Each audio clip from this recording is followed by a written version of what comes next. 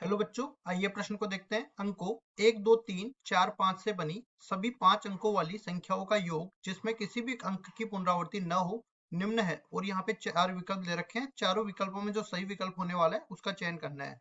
प्रश्न को हल करने से पहले इसकी मुख्य अवधारणा के बारे में चर्चा कर लेते हैं। मुख्य अवधारणा तो यहाँ पे देखो, हम लोग लिखते हैं कि 5 अंकों वाली संख्याओं का योग देखो इस तरह से आएगी। लिखेंगे दिए गए अंकों से बनने वाली 5 अंकों वाली संख्याओं का योग। 5 अंकों या फिर n अंकों वाली संख्याओं का योग भी हम लोग यहाँ पे बोल सकते हैं। n अंकों वाली संख्याओं का योग, n अंकों वाली संख्याओं संख्याओं का योग। तो देखो इसको इस तरह समझो, इसका एक सूत्र होता है। मैं सीधा सूत्र पहले लिखता हूं, उसके बाद समझाता हूं। सबसे पहले ये बन जाता है अल्फा, यहाँ पे आ जाता है अल्फा गुणा में यहाँ पे आ जाता है अंकों का योग। जितने भी अंक दे रखे हैं उन सबका योग आएगा, अंकों का योग। और फिर जिसके बाद में जैसे मेरे को n अंकों की संख्या यहाँ पे बनानी है तो इसके गुणा में क्या जाएंगे, एक एक एक एक, ये अपने पास चलता जाएगा और n बार ये अपने पास आएगा और ये तीनों आपस में गुणा हो जाएंगे। अब देखो ये तो अंकों का योग और एक एक एक n बार आएगा, ये तो मेरे को समझ में आ रहा है। लेकिन अल्फा मेरे को समझ में नहीं आ रहा, तो अल्फा बता देता हूँ। यहाँ पे क्या होता है, अल्फा बराबर होता है किसी स्थान पर किसी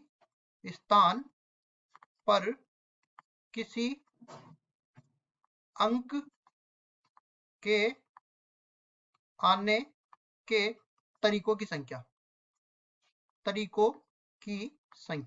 अब देखो ये कैसे आएगा मैं बताऊंगा। यहाँ पे देखो, सबसे पहले तो यहाँ से 1, 2, 3, 4, 5 अंक ले लेता हूँ। 1, 2, 3, 4, 5, ये अपने पास 5 अंक आ गए और हमें 5 अंकों की संख्या बनानी है। ठीक है, तो लिखते हैं 5 अंकों की संख्या।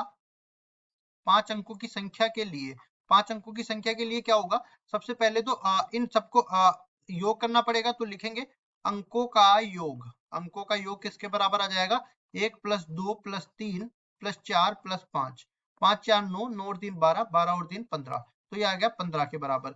उसके बाद देखो हमें यहाँ पे कितने बार अंक लेने हैं, ये एक एक एक 5 बार अंक लेने हैं, तो इसको तो बाद में ले लेंगे। अब अल्फा का मान निकाल लेते हैं। अल्फा के लिए क्या करेंगे, देखो जैसे मैंने यहाँ पे 1 रख दिया, तो 1 के लिए कितने स्थान है यहाँ पे, 1 के लिए अपने पास यहाँ पे देखो एक मैंने 1 अंक यहाँ पे रख दिया। तो अब यहाँ पे 4 अंक आ सकते हैं, यहाँ पे 3 अंक आ सकते हैं, यहाँ पे 2 अंक आ सकते हैं और यहाँ पे 1 अंक आ सकता है। मतलब कि मैं कह सकता हूँ कि एक यहाँ पे रख दिया तो ये अपने पास कितने तरीकों से व्यवस्थित हो सकते हैं। इसी तरह एक इकाई के स्थान पर आएगा, एक दहाई के स्थान पर आएगा, एक सैकड़े के स्थान पर आएगा और एक इसमें 1000 और 10,000 के स्थान पर आएगा। तो मैंने पहले 10,000 के स्थान पर यहाँ पे ले लिया है। आप इस तरह से बढ़ते जाओगे एक एक करके। तो यहाँ पे मैंने क्या किया है, ये इकाई, दहाई, सैकड़ा, 1000, 10,000 लगाने के लिए मैंने यहाँ पे एक एक एक इससे 5 बार गुणा कर दिया है। तो सारा मान मेरे पास आ गया। मतलब अल्फा का मान कितना हो गया, 4 गुणा में 3 गुणा में 2 गुणा में 1, तो ये आ गया 24 के बराबर। अब देखिए अंकों का योग हम लोग लिखेंगे, तो लिखेंगे 5 अंकों की संख्याओं का योग। 5 अंकों की संख्याओं 5 अंकों की संख्याओं का योग किसके बराबर आएगा।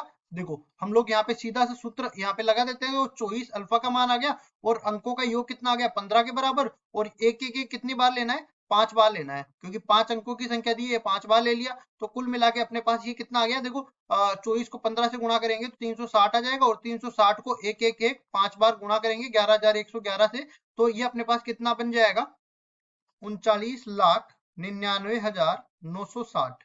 ये अपने पास बन जाएगा। इतना योग अपने पास बन जाएगा। एक ये 5 संख्याएं दे रखी थी, इनसे 5 अंकों की संख्या बनाएंगे और उन सबका योग करेंगे तो ये योग आ जाएगा और यही हमारा उत्तर है। आशा करता हूँ ये सवाल आपको समझ में आया होगा। धन्यवाद।